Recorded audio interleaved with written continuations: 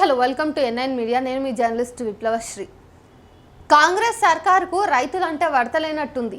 ఎందుకో మరి పాలనలోకి వచ్చిన తర్వాత, అధికారంలోకి వచ్చిన తర్వాత నుంచి వరుస పెట్టి రైతులను, సామాన్య ప్రజానీకాన్ని ఇబ్బంది పెట్టే పనులే చేస్తున్నారు.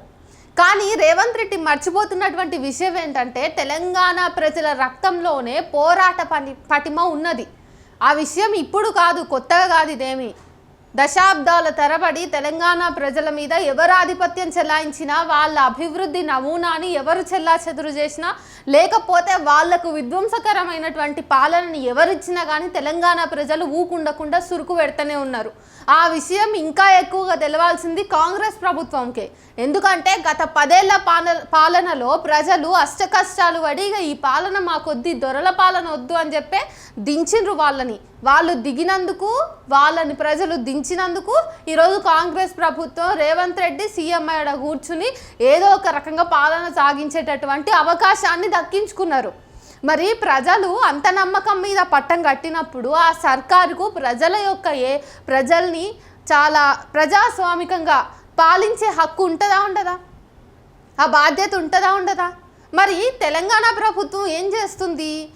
ఎంత వద్దన్నా కానీ వాళ్ళ అభివృద్ధి నమూనాలో పెద్ద ఎత్తున ప్రకృతికి విధ్వంసం జరుగుతుంది అనేటటువంటిది బయట పడుతూనే ఉంది.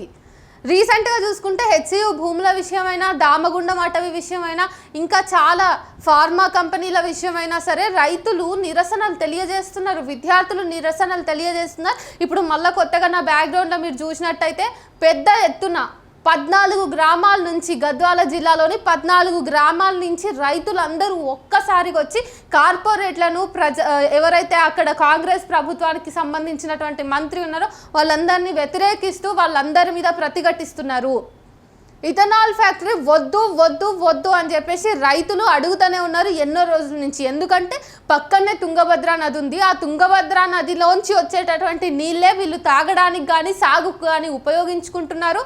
ఇప్పుడు మరి ఇక్కడ ముఖ్యంగా గద్వాల జిల్లా రాజోలి మండలం పెదదన్వాడ గ్రామంలో గనక నిజంగా ఇప్పుడు ఇథనాల్ ఫ్యాక్టరీ పెట్టినట్టయితే తుంగభద్ర జలాలన్నీ కూడా కలుషితం అయిపోయి వాళ్ళ తాగునీళ్ళు, సాగునీళ్ళు కూడా కలుషితం అయిపోయి పంటలు పండినటువంటి పరిస్థితి వస్తుంది. ప్రజల ఆరోగ్యాల మీద తీవ్ర స్థాయిలో ప్రభావం పడుతుంది. రకరకాల రోగాలు వచ్చి ప్రజలు పూర్తిగా నష్టపోతారు అనేటటువంటి అవేర్నెస్, అవగాహన అనేది రైతులకు ఉంది. మరి రైతులకు ఉన్నటువంటి బుద్ధి కూడా ఈరోజు ప్రభుత్వాలకు ఉంటలేవా? తుంగభద్ర జలాలు ఉన్నాయి, ఆ జలాలే అందరికి ఆధారం అయినప్పుడు మరి ఆ జలాలను కలుషితం చేయడానికి ఎందుకు ఇథనాల్ కంపెనీ పెట్టడం?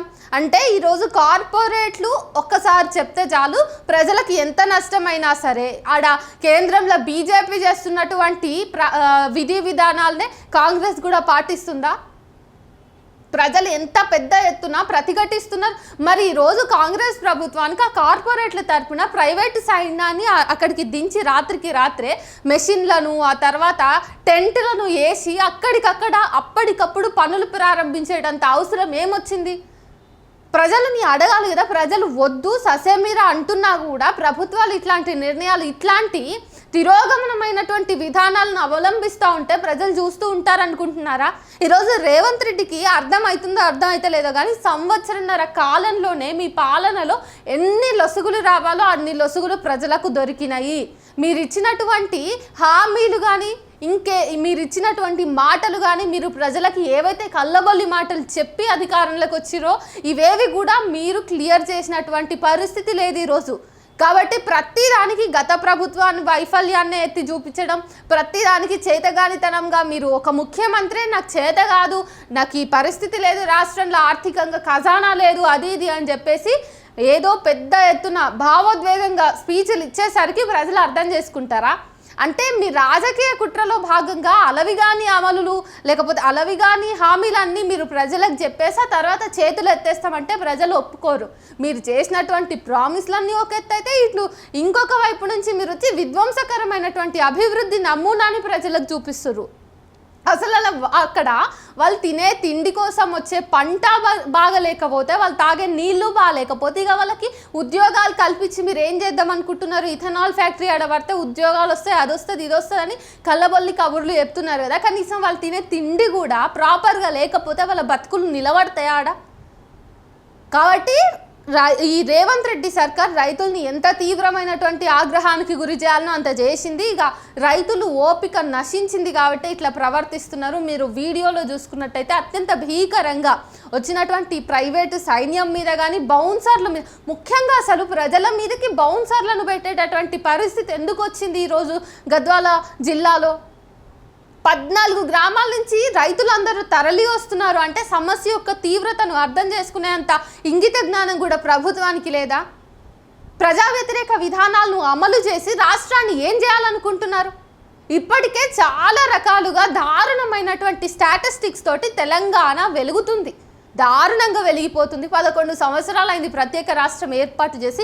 ఎందుకు కొట్లాడి తెలంగాణ తెచ్చుకున్నామో అని చెప్పేసి చాలామంది తలలు బాదుకుంటున్నటువంటి నేపథ్యంలో ఇట్లా మీరు ఎక్కడికక్కడ రైతులను నాశనం చేసి, పంట పొలాలను నాశనం చేసి, తాగేటటువంటి నీళ్లు కూడా స్వచ్ఛంగా ఉండకుండా ప్రజల్ని ఎందుకు అరిగోసబెడుతున్నారు అనేటటువంటి ప్రశ్నలు ఈరోజు లోకం మొత్తం కాకులై కూస్తున్నాయి.